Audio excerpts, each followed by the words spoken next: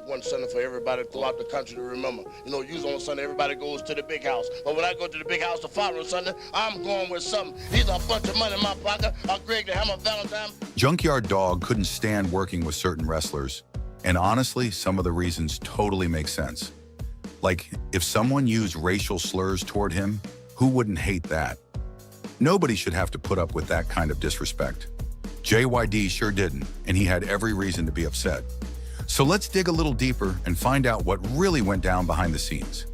Let's start things off with a name that really stood out when it came to Junkyard Dog's behind-the-scenes tension. Michael Hayes. Their issues weren't just about wrestling moves or egos clashing in the locker room. No, this one ran much deeper than that. It had to do with something that went far beyond the ring, something personal and painful. Junkyard Dog was one of the first major black stars in professional wrestling. He broke barriers at a time when the business was still full of old-school attitudes and unspoken lines that just weren't supposed to be crossed. He had a powerful presence, tons of charisma, and fans absolutely loved him. But with all that success also came challenges, especially when it came to racism in the wrestling world. Back in the day, some wrestlers still held on to outdated and hurtful beliefs. Even if it was all just for the show, there were moments where things went too far. That's exactly what happened with Michael Hayes. He and JYD were part of a heated storyline in Mid-South Wrestling, where Hayes was playing the loudmouth, cocky heel. The whole idea was for Hayes to get under people's skin, and he definitely did. But the way he went about it crossed a line. Hayes later admitted himself that he used racial slurs toward JYD during that time, saying it was all part of the character he was playing. But let's be real, there's a difference between playing a bad guy and saying things that hurt on a personal level. Just because it's part of the act doesn't mean it doesn't leave a mark. And for JYD, that kind of language wasn't something you could just brush off as part of the business. The tension between JYD and Hayes didn't just disappear once the match was over. There was real frustration there, real anger. And while they may have continued to work together professionally, that kind of hurt doesn't go away easily. JYD carried himself with pride, and when someone crossed the line, even in the name of entertainment, he didn't forget it. Now, who's next on the list of wrestlers Junkyard Dog didn't exactly see eye to eye with? Believe it or not, Ric Flair. Yeah, that's right, the Ric Flair. At first, that might sound a little surprising. Flair is considered one of the greatest wrestlers of all time, and JYD was a massive star in his own right. You'd think that putting two big names like that in the ring would be magic. But in this case, the chemistry just wasn't there, and there's a reason for that. Let's rewind for a second. Junkyard Dog made his name with power and a deep connection with the crowd. He wasn't the kind of guy who relied on fancy moves or technical skills. His matches were more about energy, emotion, and storytelling. He'd get the crowd fired up, land a few big punches or a headbutt, and the place would go wild. That was his style, and it worked. Ric Flair, on the other hand, came from a different school of wrestling. Flair was all about technique, timing, and making every match look like a masterpiece. He'd wrestle long, drawn-out matches full of holds, reversals, and drama. He needed someone in the ring who could match that pace and rhythm, someone who could work his style and help tell that slow-building, technical story. So when Flair and JYD faced off, especially during their short feud in WCW, it was kind of like oil and water. Two stars, two different styles, and not much middle ground to meet on. Reports from behind the scenes suggest that Flair had a hard time putting together strong matches with JYD. It wasn't that either man was unprofessional, they just weren't a good fit for each other in the ring. And that mismatch can get frustrating. Imagine being Flair, trying to build a slow, detailed match with a guy who works quick bursts and crowd energy. Then flip it. Imagine being JYD, wanting to fire up the fans and keep things simple, but getting pulled into long technical sequences that didn't really suit his strengths. That kind of disconnect can lead to tension, even if both guys respect each other's place in the business. Now, to be fair, there was never some huge public blow-up between them, but you could feel the awkwardness in their matches. Fans noticed it. Something just didn't click. And behind the scenes, it probably left both men a little disappointed. You had two legends who should have made magic together, but instead, it ended up feeling flat. And now we come to another surprising name on the list, George Steele. Yep, Junkyard Dog and George Steele were actually teamed up in the WWF for a short time, and let's just say, it didn't exactly go down in history as one of the great tag teams. In fact, quite the opposite. Back in 1986, the two were paired together as a babyface team. On paper, it might have seemed like a fun combo. You had JYD, full of energy and crowd appeal, teamed up with the wild, unpredictable George Steele, who was famous for acting like he'd completely lost his mind. It was a strange mix, sure, but sometimes strange can be entertaining in wrestling. Unfortunately, in this case, it just didn't work. How bad was it? Well, let's just say fans and critics noticed. That same year, the Wrestling Observer newsletter named Junkyard Dog and George Steele the worst tag team of 1986. Ouch! That's not the kind of award you want to win. But looking back, the problem wasn't that either of them was a bad wrestler, it's that they just didn't fit together. Wrestling teams usually work best when the two guys have some kind of rhythm, a shared pace or style that helps their moves flow together. But with JYD and Steele, it was like two completely different worlds colliding.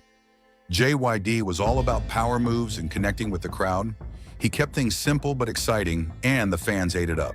Steele, on the other hand, was more of a character act. He wasn't in there trying to win five-star matches. He was growling, acting wild and ripping apart the ring. It worked when he was by himself, especially in those classic matches with Randy Savage. But teamed up with someone like Junkyard Dog, it was just chaos. Now, whether or not they disliked each other personally, we may never know for sure. But based on how awkward their time together looked, it wouldn't be surprising if there was a little behind-the-scenes tension too. Maybe JYD felt Steele's antics took the spotlight off the match. Or maybe Steele thought JYD didn't fit his unusual, offbeat style. Either way, the chemistry just wasn't there. Sometimes in wrestling, no matter how big the names are, a tag team can fall flat. And that's exactly what happened here. Junkyard Dog and George Steele might have been fan favorites on their own, but together, it was a mismatch from the start. Now, if we're talking about real-life heat, like serious personal drama, then we have to bring up Junkyard Dog's ugly run-in with none other than New Jack. This wasn't just a case of two guys not getting along in the ring or having different wrestling styles. This was personal, messy, and ended in a way that left a mark, literally. Let's rewind to 1998. By this time, Junkyard Dog wasn't wrestling full-time anymore, but he was still known and respected as one of the trailblazers of the business. On the other side, you had New Jack, a wild, unpredictable, and controversial star in ECW, a company known for pushing limits and keeping things as real as they could get. New Jack had a reputation for not backing down from anyone, and if he had a problem with you, he let you know. The tension between these two actually started years earlier, over something that had nothing to do with wrestling. According to New Jack, JYD had once bought $300 worth of marijuana from him, but never paid him back. Sounds like a small deal to some, but for New Jack, it wasn't just about the money, it was about respect. And when he felt disrespected, things usually didn't end peacefully. Fast forward to '98, and JYD shows up at an ECW event. Now, people close to the situation say he was warned not to go. They told him that New Jack hadn't forgotten about the unpaid debt and that it might not end well if they crossed paths. Backstage, the tension finally boiled over. Words were exchanged, tempers flared, and before anyone could step in, it turned physical. New Jack attacked JYD, and in the process, JYD ended up with a serious facial injury. It was a moment that caught people off guard. Even in the anything-goes world of ECW, this wasn't part of a storyline. This wasn't for the cameras. This was real. What made the whole thing even more intense was that it highlighted just how deep the bad blood between the two had grown over the years. It wasn't just about a few $100. It was about pride, about feeling cheated, about grudges that never got settled the right way. And when you put two tough, proud men in the same building with that kind of history, it was only a matter of time before something exploded. In the end, the altercation left more than just physical scars. It left a stain on any chance of reconciliation between the two. For fans who grew up loving JYD, it was a sad and shocking chapter late in his life. And for those who followed New Jack, it was just another wild tale in a career full of chaos. Either way, the clash between Junkyard Dog and New Jack was as real as it gets. Well, aren't those some pretty intense examples of hatred right there? But honestly, you can't really expect to be fond of everyone, can you? Especially when you're someone as big and important as Junkyard Dog was. It only makes sense that he'd have stories like these.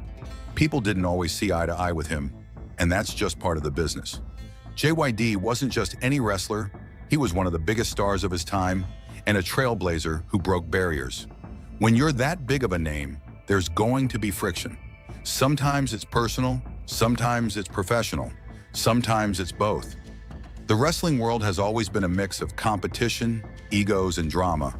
So a guy like JYD having a few clashes behind the scenes is totally understandable. But what really stands out is how respected Junkyard Dog was despite all that. He didn't just rely on flashy moves or backstage politics. He earned everything with hard work and heart. Fans connected with him because he felt real.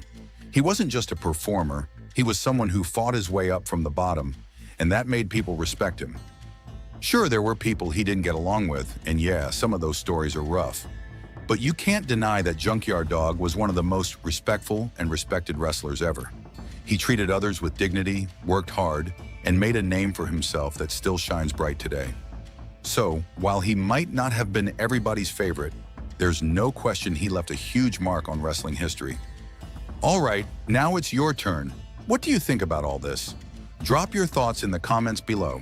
And hey, don't forget to hit that like button and subscribe so you never miss out on any of our latest updates.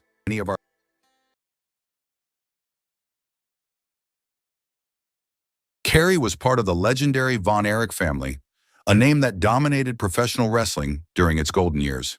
But behind the fame, Carrie faced unimaginable pain, tragedy, and struggles that shaped his life in ways no one could understand. This is the story of a man who fought to live up to his family's legacy. Let's get into it. To understand Carrie's story, you have to know a bit about the Von Erich family. Led by their father Fritz, the Von Erichs were a dynasty in the world of wrestling. Fritz was a larger-than-life promoter and wrestler who built a wrestling empire in Texas, especially through his promotion, world-class championship wrestling. Carrie was one of Fritz's 6 sons, and boy, was he a standout. Known as the modern-day warrior, Carrie had movie star looks, incredible charisma, and athleticism that made him a natural in the ring. By the early 1980s, he was a huge star, competing against legends like Ric Flair and becoming a household name in wrestling. Fans loved him, and he was one of WCCW's biggest draws. But the Von Erich family wasn't just famous for their wrestling, they were also infamous for the tragedies that seemed to follow them. On June 4, 1986, Carrie's life took a devastating turn. While riding his motorcycle, he was involved in a serious accident that nearly took his life. He suffered a dislocated hip and massive damage to his right leg. Doctors worked hard to save it, but after several surgeries, they realized his foot couldn't be saved. Amputation was the only option. Now here's where the story takes a twist. According to Carrie's brother Kevin, Carrie might have worsened his situation. While recovering in the hospital after surgery, Carrie tried to walk on his injured foot during the night. Apparently, he was just hungry and wanted to grab something to eat, but he re-injured the foot. This forced doctors to amputate it entirely. But wrestling manager Bill Moody, whom fans will forever remember as Paul Bearer, shared a different perspective on what really led to Carrie's amputation. According to him, it wasn't just the motorcycle accident that caused the damage. Moody claimed the real turning point came months later, in February 1987, during a wrestling match in Fort Worth, Texas. At the time, Carrie's injured foot hadn't fully healed, but he was adamant about getting back in the ring. To help him push through the pain, doctors administered a heavy dose of painkillers before the match. Sadly, this decision had dire consequences. The intense physical strain during the match, coupled with the numbing effect of the painkillers, made the injury far worse. By the time the match ended, the damage to Carrie's foot was beyond repair, forcing doctors to amputate. Whatever the exact timeline, it was clear this was a life-altering moment for Carrie. Losing his foot was devastating, but Carrie was determined not to let it define him. Despite losing his foot, he didn't stop wrestling. Carrie got a prosthetic leg and went right back to performing. And here's the wild part. He kept the amputation a secret from almost everyone. Fans didn't know. Most wrestlers didn't know. He even went to the extreme of showering with his wrestling boots on so no one would see. But as with any secret, some people knew. Wrestling legend Roddy Piper later revealed that Carrie trusted him enough to take off his prosthetic leg in private. Piper said that Carrie sat with him in a hotel room, prosthetic off, just talking about life. It was a rare moment of vulnerability in a career built on presenting strength. Carrie's determination to keep wrestling after the accident was inspiring, but it came with a cost. The pain from his injuries never fully went away, and the emotional toll of losing his foot weighed on him heavily. To cope, Carrie turned to painkillers. What started as a way to manage his physical pain quickly spiraled into addiction. Over time, Carrie's drug problems grew worse.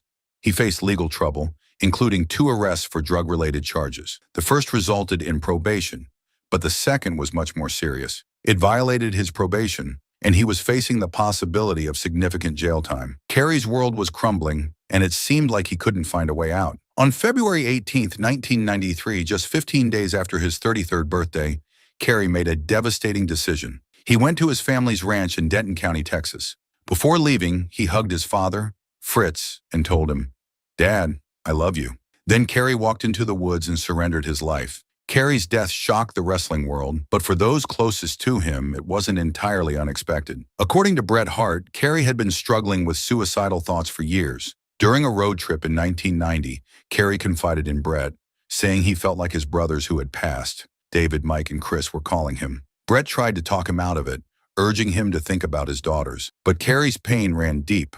By 1992, his marriage had fallen apart, and he felt more lost than ever. Despite all the tragedy, Carrie and the Von Erich family's contributions to wrestling are unforgettable. In 2009, the entire Von Erich family was inducted into the WWE Hall of Fame. The ceremony took place at the Toyota Center in Houston, Texas, and it was a touching tribute to one of wrestling's most famous families. Carrie's daughters, Holly and Lacey, attended the event with their mother, Kathy.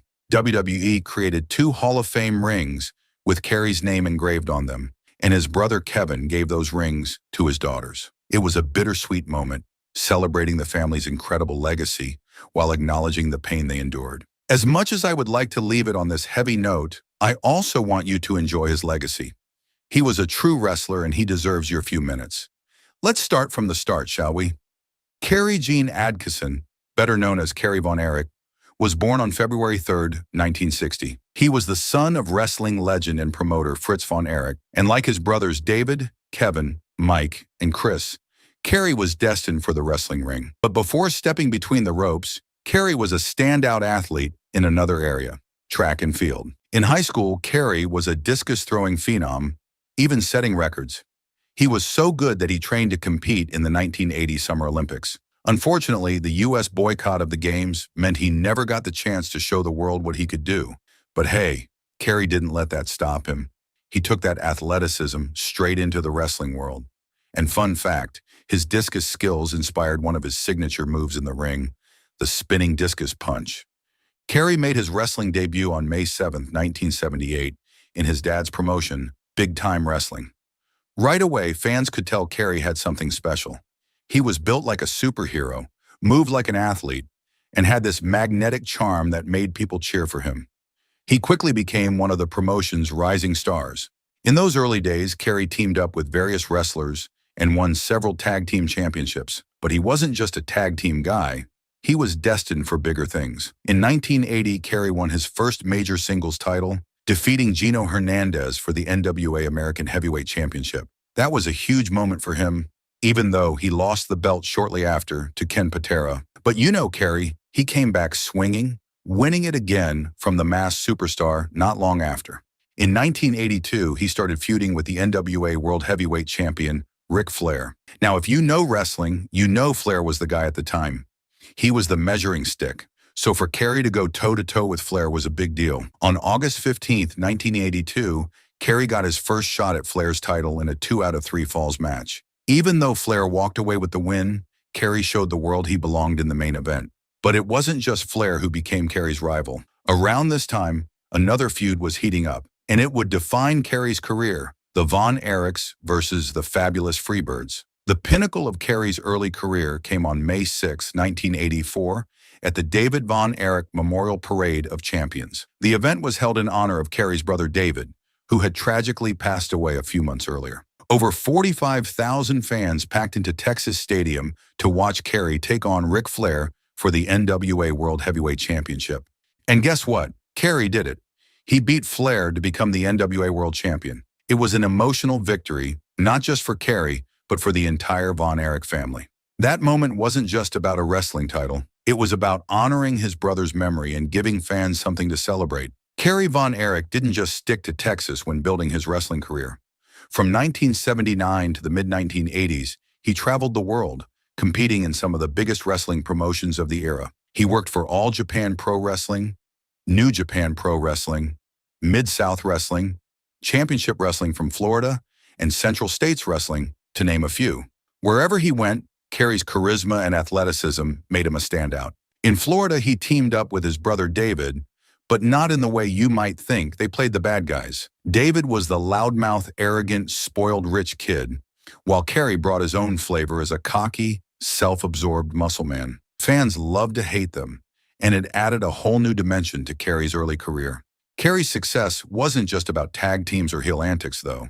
He made his mark in singles competition as well, particularly during his time with the St. Louis Wrestling Club, where he held the NWA Missouri Heavyweight Championship in 1983. This title was a big deal, often seen as a stepping stone to the NWA World Heavyweight Championship. And speaking of big moments, Carrie made his Madison Square Garden debut in 1980, defeating Jose Estrada. Wrestling at the Garden is a milestone for any wrestler, and Carrie's victory there only added to his growing reputation. Over the years, he continued to shine, including a memorable appearance for the American Wrestling Association at Super Clash in 1985, where he defeated Jimmy Garvin to retain the NWA Texas Heavyweight Championship. By 1989, Carrie was wrestling under the United States Wrestling Association banner, continuing his dominance at the Dallas Sportatorium, a venue synonymous with the Von Erich name. Under the USWA, he teamed up with Jeff Jarrett, and together they captured the tag team titles.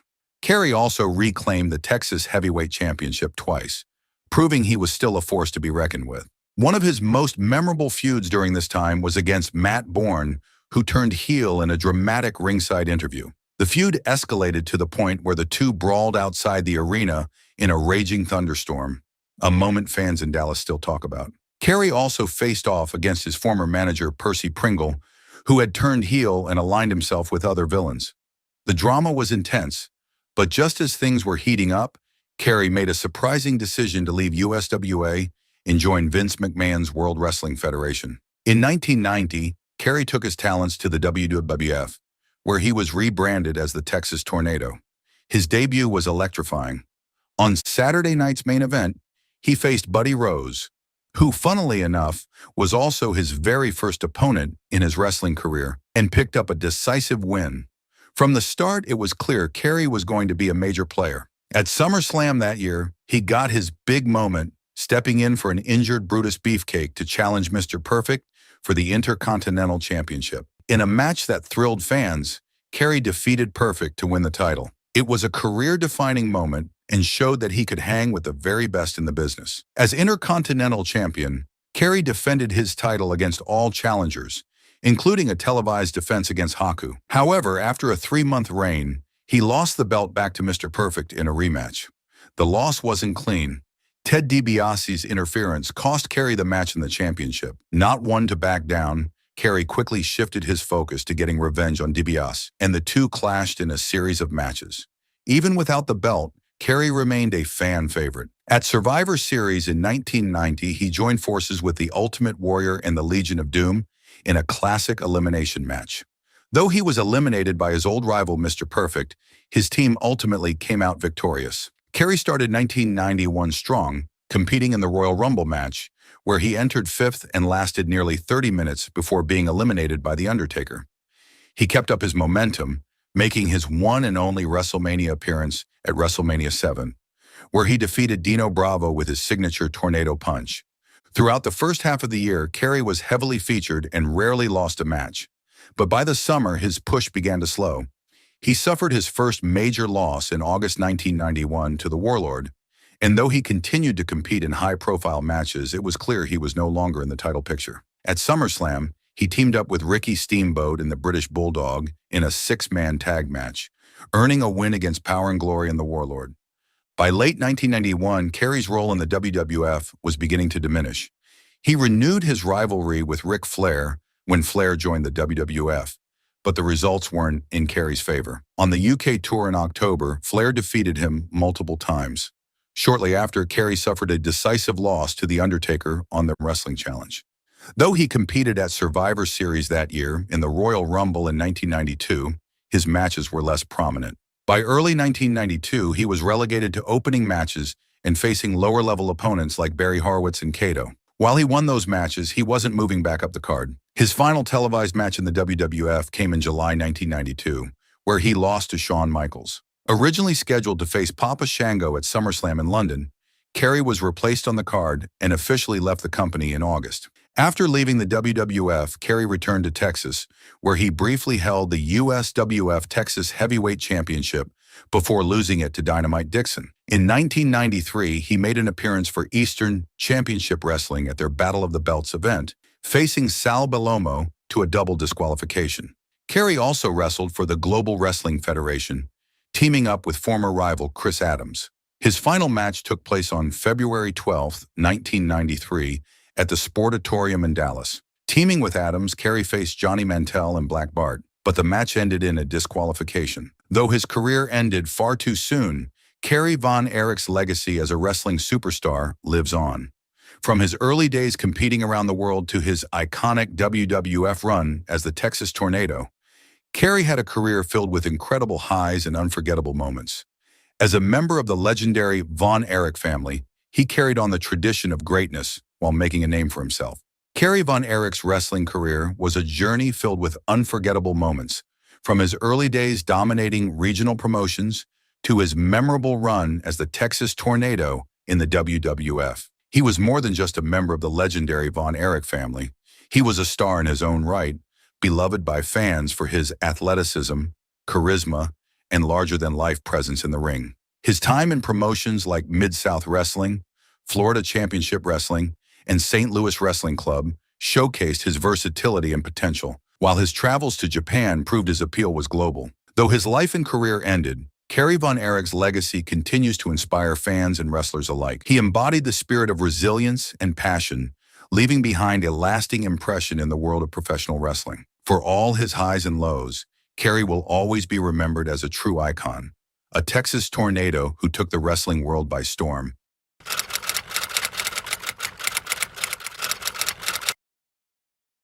What happens when one of wrestling's toughest guys faces career controversy, family tragedy, and health battles? This is the story of Arn Anderson, a legend in the ring and a man who's faced more than his share of challenges outside of it. Born Martin Anthony, this guy was destined for wrestling greatness.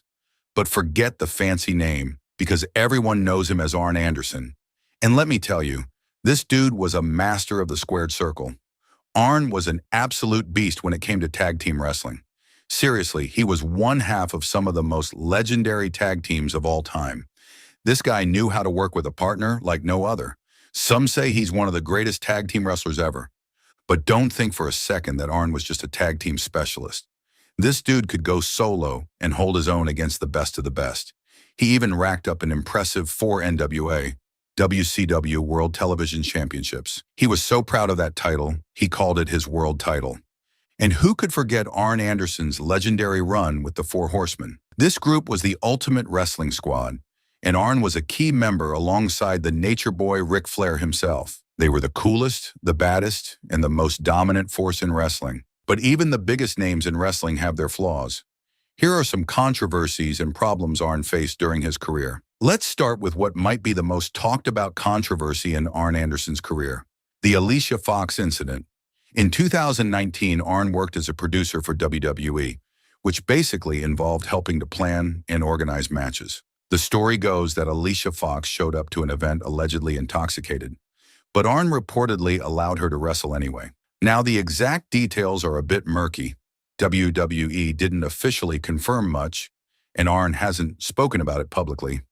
But this incident seemed to be the last straw for WWE management, and Arn was let go shortly after. It was a surprising and controversial end to his long tenure with the company. Another source of backstage drama for Arn was his run-ins with WWE stars Sami Zayn and Kevin Owens. As a producer, Arn had a reputation for being old school, with a strong focus on the details of a match. With Sami Zayn, the tension reportedly came down to a disagreement over how much attention should be paid to the small things. Arn thought those details mattered a lot, while Sami had a different take. With Kevin Owens, the disagreements were apparently over creative decisions, things like how a match should flow or specific spots in the ring. These clashes highlight a generational gap in wrestling styles. Arn comes from an era where storytelling and match psychology were everything, while some modern stars prioritize different aspects of the business. Now let's rewind a bit to Arn's time in WCW. This controversy isn't about Arn himself, but it's something he's associated with a lot. Remember the infamous match where Goldberg defeated William Regal? It was a squash match, meaning Goldberg was supposed to win quickly and decisively, but the match didn't go as planned. Regal, known for his technical wrestling skills, didn't make things easy for Goldberg, and the match ended up looking awkward and out of sync. Arn was the backstage agent for that match, meaning he helped plan it. Over the years, he's defended his role, saying he was just following orders from management. Still, this match remains a point of debate among wrestling fans. Some believe it hurt Regal's career, while others see it as just another quirky moment in WCW's history. Now, the only reason why I mention this is because people stopped relying on Arn after this. It is sad, but definitely the harsh reality of wrestling. Outside of the ring, Arn has faced some serious health struggles.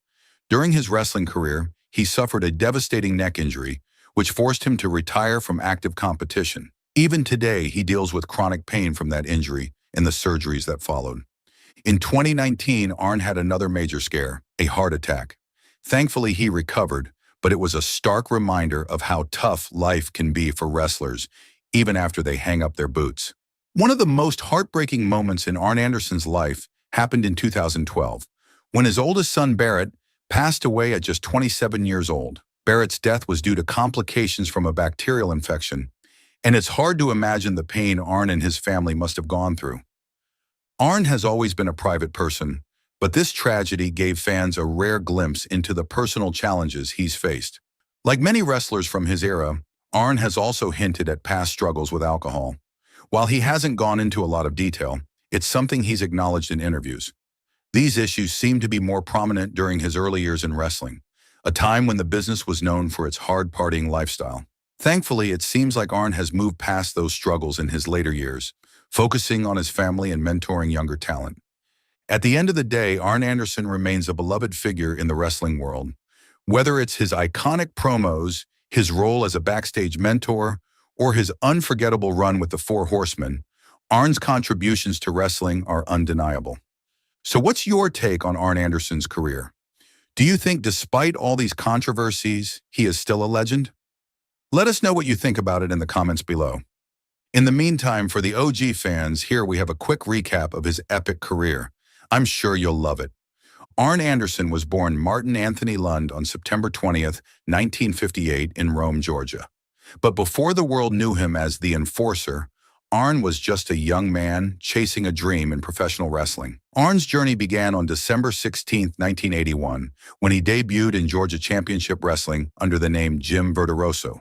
Trained by Ted Lipscomb, Arn spent his early years hustling on the independent circuit.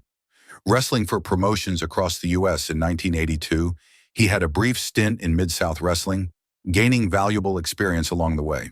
By 1983, Arn joined Southeastern Championship Wrestling, an NWA affiliate in Tennessee and Alabama. It was here he took on the ring name Super Olympia and joined Ron Fuller's stud stable. Success followed quickly. Arn became a tag team champion 4 times in 1984, teaming up with Mr. Olympia and Pat Rose.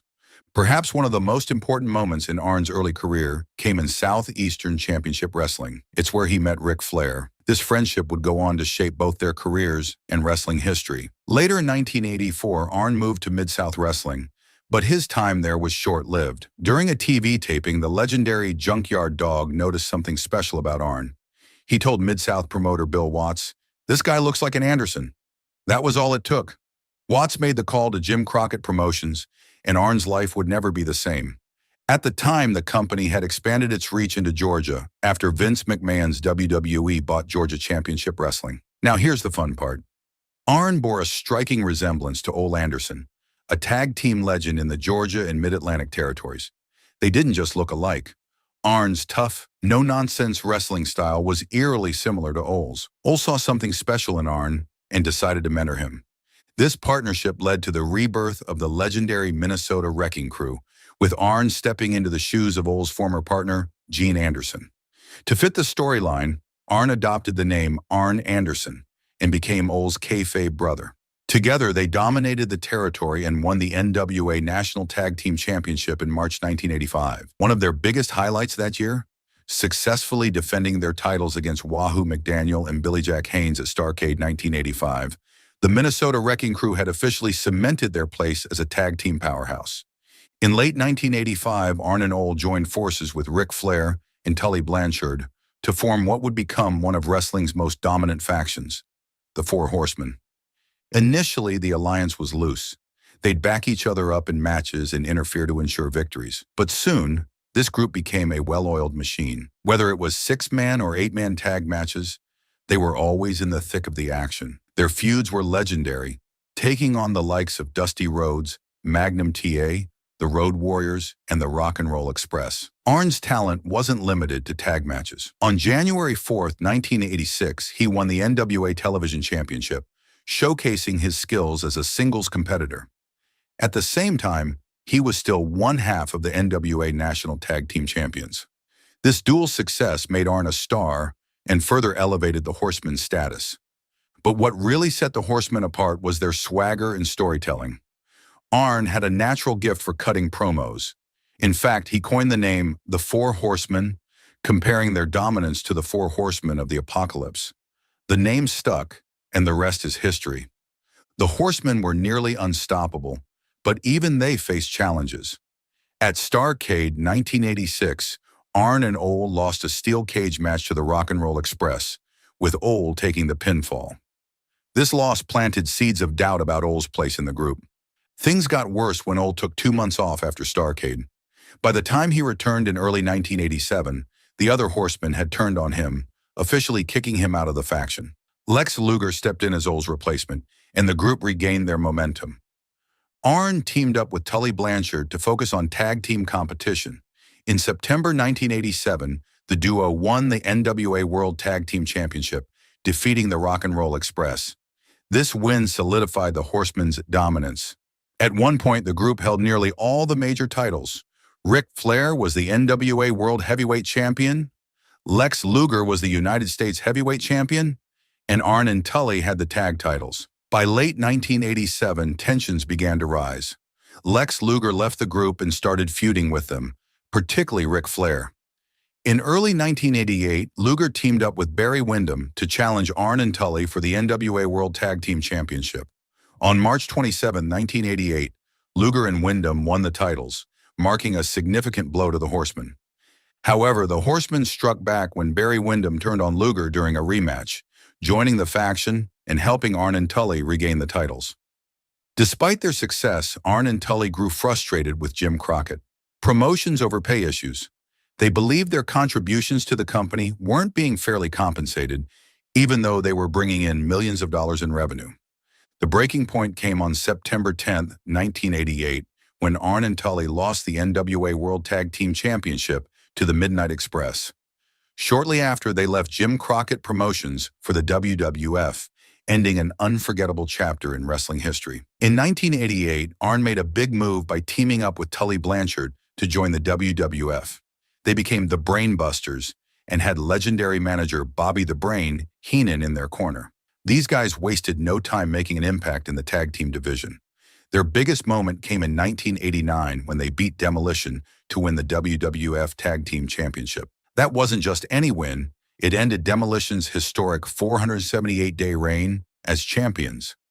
Even though they lost the titles back a few months later, the Brain Busters had already cemented themselves as one of the greatest tag teams of that era. By the end of 1989, Arn decided to leave WWF and head back to WCW.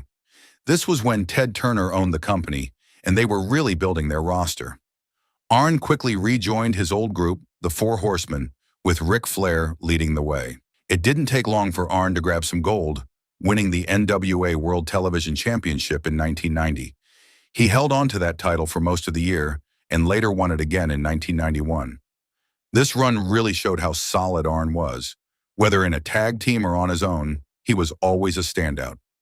Speaking of tag teams, Arn formed a new partnership in 1991 with Larry Zbyszko. They called themselves the Enforcers and won the WCW World Tag Team Championship. Not long after that, Arn joined another big faction, Paul E. Dangerously's Dangerous Alliance. Teaming with beautiful Bobby Eaton, Arn kept racking up tag team wins and championships, proving he was a master of tag team wrestling. In 1993, Arn reunited with Ric Flair to bring back the Four Horsemen. They added Paul Roma to the group, but let's be honest, it wasn't the strongest lineup. Even Arn admitted later that Roma wasn't the best fit. Still, Arn and Roma managed to win the WCW World Tag Team Championship, but the group fizzled out not long after due to injuries and other changes. By 1994, Arn switched gears again and joined Colin Parker's Stud Stable. This led to some great matches, including a memorable feud with Dusty and Dustin Rhodes. Arn also added another television championship to his resume, holding the title for over 6 months before finally dropping it in 1995. Later that same year, Arn reformed the Four Horsemen one more time. This version included Ric Flair, Brian Pillman, and Chris Benoit, and while they had some great moments, Arn's body was starting to feel the effects of his long career. By the end of 1996, he wasn't wrestling as much anymore. In 1997, Arn officially retired due to injuries. His farewell speech on Monday Nitro is still one of the most emotional moments in wrestling history. Standing in the ring with his Horseman brothers, Arn passed his spot in the group to Curt Hennig. It was the perfect way for a guy like Arn, who always put the team first, to say goodbye. Even after retiring, Arn stayed involved in wrestling. He was always there to support Ric Flair and help younger wrestlers find their way. Arn wasn't just a great wrestler, he was a mentor and a cornerstone of the business. After WCW shut down, Arn Anderson joined WWF, which became WWE in 2002, as a road agent. He helped with backstage issues and occasionally appeared on TV.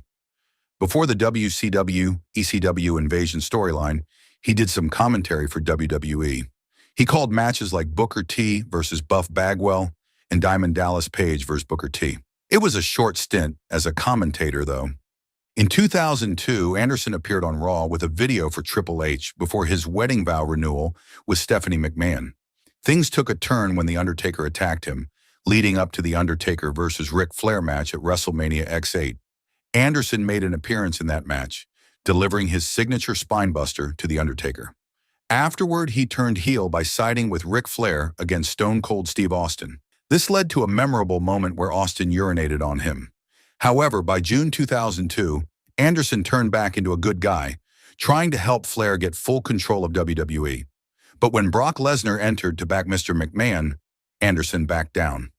In 2006, Anderson made a return during the Raw Family Reunion special, where he was in Ric Flair's corner against Mitch from the Spirit Squad. He was also part of a team with Flair, Dusty Rhodes, Sergeant Slaughter, and Ron Simmons at Survivor Series, but he was ejected during the match. In 2008, he appeared on Raw to say goodbye to Ric Flair and thank him for his career. At No Mercy, he congratulated Triple H after he successfully defended his WWE Championship against Jeff Hardy. Fast forward to 2016, when Anderson appeared on SmackDown Live and turned down Heath Slater's offer to team up for the first ever WWE SmackDown Tag Team Championship.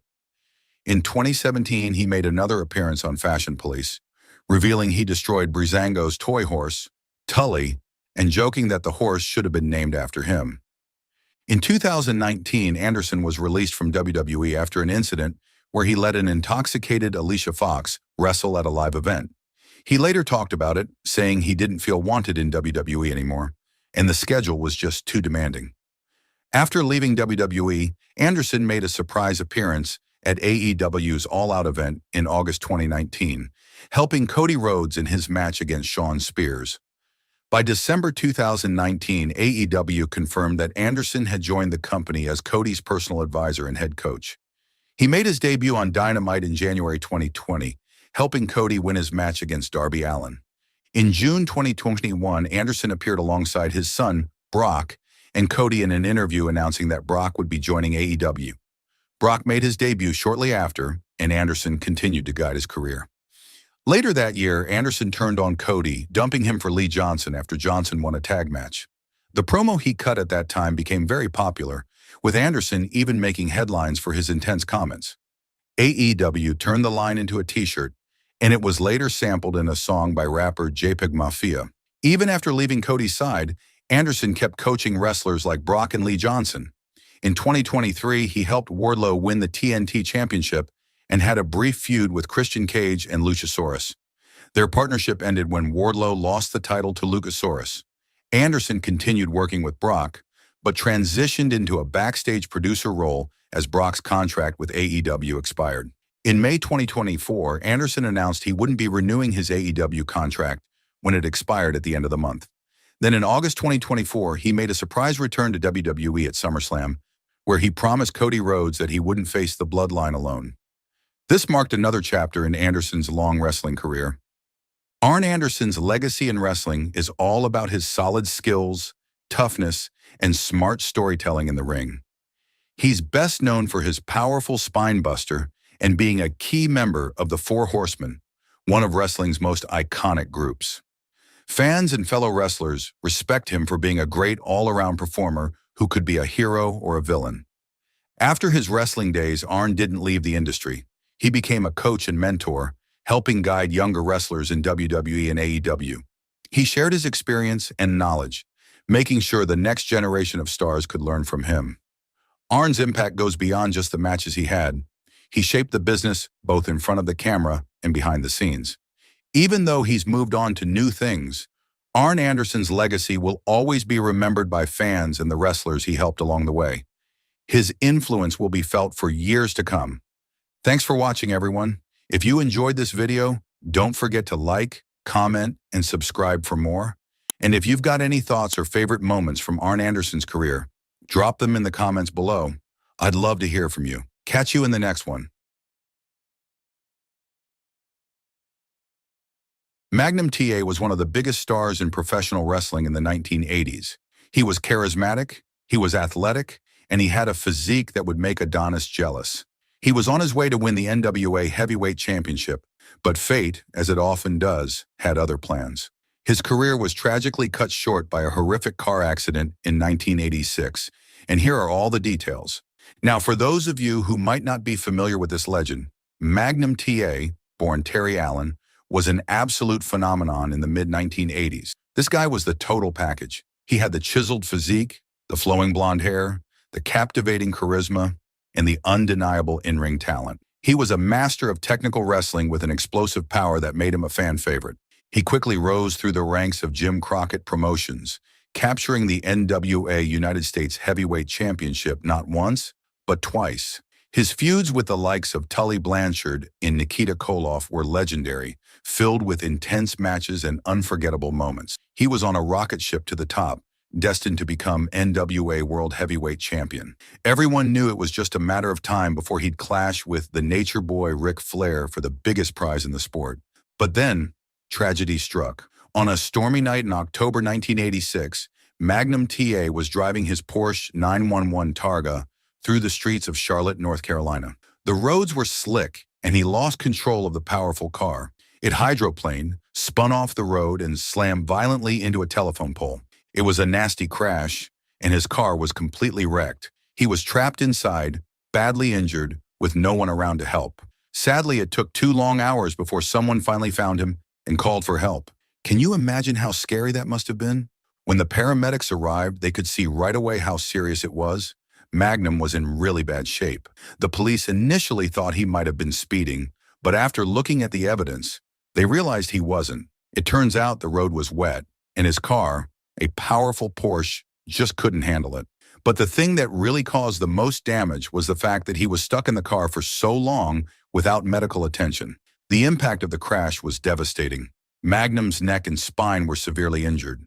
Some of the bones in his neck were basically exploded. That's how bad it was. The doctors at the hospital weren't sure if he would ever walk again. It was a really close call, and for a while it seemed like he might not make it. But Magnum was a fighter. He was a professional athlete in amazing shape, and that's what helped him survive. Even though he lived, Magnum's life was changed forever. The right side of his body was paralyzed after the accident. This meant he couldn't wrestle anymore. His career, his passion, was taken away from him at just 27 years old. It was a heartbreaking end to a promising career. At the time of the accident, Magnum TA was at the height of his career and was being groomed as the next NWA World Heavyweight Champion. Fans absolutely adored him, and he was having these incredible, intense matches with other wrestlers. Everyone knew it was just a matter of time before he became the guy, the champion everyone was talking about. He was on the verge of winning another title, a stepping stone to the biggest prize in the wrestling world. But then this tragedy struck. Now the people behind the scenes had a huge problem. They had built all these plans around Magnum TA, and now they had to scramble to figure out what to do. Dusty Rhodes, a legendary wrestler and the creative mind behind the storylines, was heartbroken. He wasn't just a colleague, he was Magnum's friend. Dusty came up with a brilliant and moving tribute. He decided to take Magnum's biggest rival, the fearsome Nikita Koloff, and turn him into a hero. The story went that Koloff, throughout their battles, had developed a deep respect for Magnum. He was so moved by the accident that he wanted to honor Magnum by carrying on his legacy. This unexpected twist resonated with fans on a deep level. It was a powerful story of respect and admiration between two rivals. Koloff, known for his cold, intense demeanor, showed a vulnerable side, and the fans embraced him as a hero. His transformation became one of the most memorable moments in wrestling history, a testament to the emotional connection between wrestlers and their fans. This heartfelt tribute was captured perfectly in a wrestling magazine. There was a photo of Koloff with a somber expression, and the caption simply read, "I cry for Magnum TA." It perfectly encapsulated the feelings of the wrestling world, a collective sense of loss and a shared admiration for a star whose light was tragically dimmed too soon. Although Magnum's days as an active wrestler were over, his connection to the sport remained strong. After months of grueling rehabilitation, he began to make public appearances, inspiring fans with his courage and determination. His first on-screen appearance after the accident was in an interview with Tony Schiavone on TBS's Super Towns on the Superstation. It was an emotional moment for fans who had feared they might never see him again. Magnum's return to a live audience came during the 1987 Crockett Cup, a prestigious tag team tournament. Supported by a cane and assisted by two referees, Magnum walked to the ringside area to embrace Dusty Rhodes and Nikita Koloff. The crowd erupted in applause, celebrating not just his physical presence, but his indomitable spirit. It was a testament to Magnum's resilience and the deep bond he shared with wrestling fans. After his wrestling career, Magnum TA stayed connected to the sport he loved. He did this by doing other jobs in the wrestling world. Magnum started by hosting a TV interview show called Straight Talk with the Boss. He talked with other wrestlers and shared his thoughts on the matches. He also became a commentator, which is like a sports announcer for different wrestling companies. Fans enjoyed hearing his voice and his opinions about the matches. Magnum also helped other wrestlers by becoming a manager. He supported his friends Dusty Rhodes and Nikita Koloff in their careers. He gave them advice and helped them plan their matches. Even though he wasn't wrestling anymore, Magnum sometimes appeared in storylines. One time, his old enemy, Tully Blanchard, attacked him on TV. This led to a big fight involving Dusty Rhodes, who had to wear a mask and wrestle under a new name, the Midnight Rider. Magnum helped Rhodes with this new character. After this exciting storyline, Magnum decided to take a break from working full-time in wrestling, but he never forgot his fans or the sport that made him famous. Now that we think of what could have been, Magnum TA was poised for greatness, and many believe he could have become one of the most iconic figures in wrestling history. His combination of athleticism, charisma, and authenticity made him a natural successor to legends like Ric Flair. However, the tragic accident in 1986 altered the trajectory of his life and career. Even though Magnum's time as a wrestler was cut short, his resilience and ability to adapt showcased his strength of character. He remained an influential figure in the wrestling community, inspiring countless fans and wrestlers with his determination to overcome adversity. But like many wrestlers, his journey wasn't without a few controversies along the road. Within a few years, Magnum TA found himself in hot water with NWA President Bob Geigel.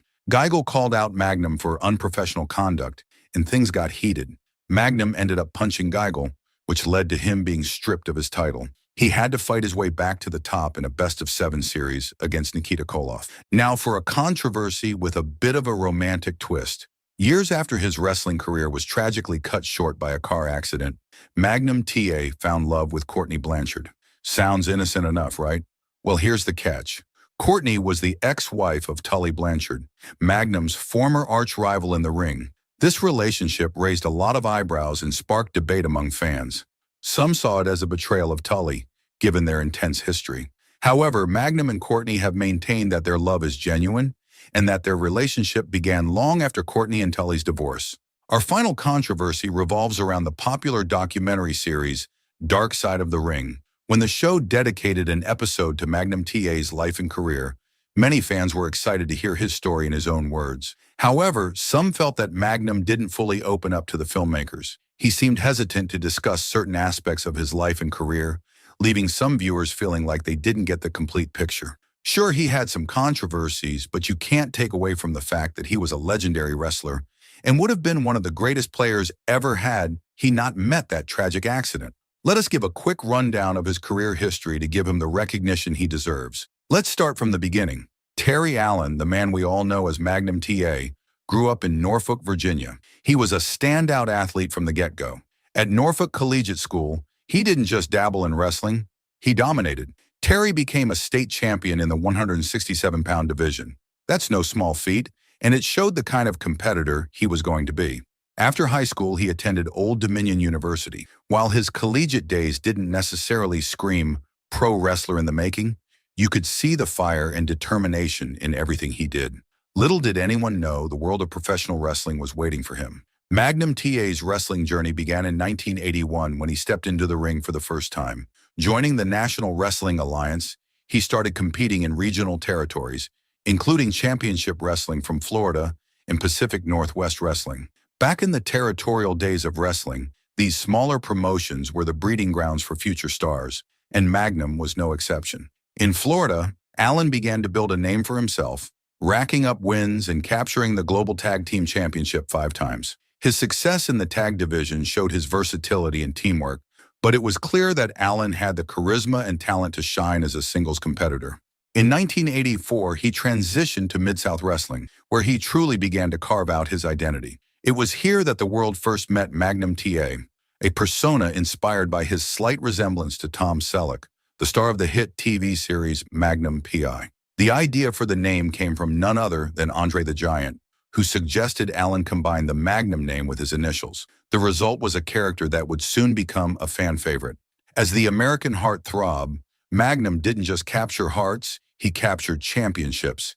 His first major title win came on May 13, 1984, when he defeated Mr. Wrestling the Skinner to claim the North American Heavyweight Championship. This was a defining moment, proving that Magnum was more than just a pretty face. He was a legitimate contender in the wrestling world.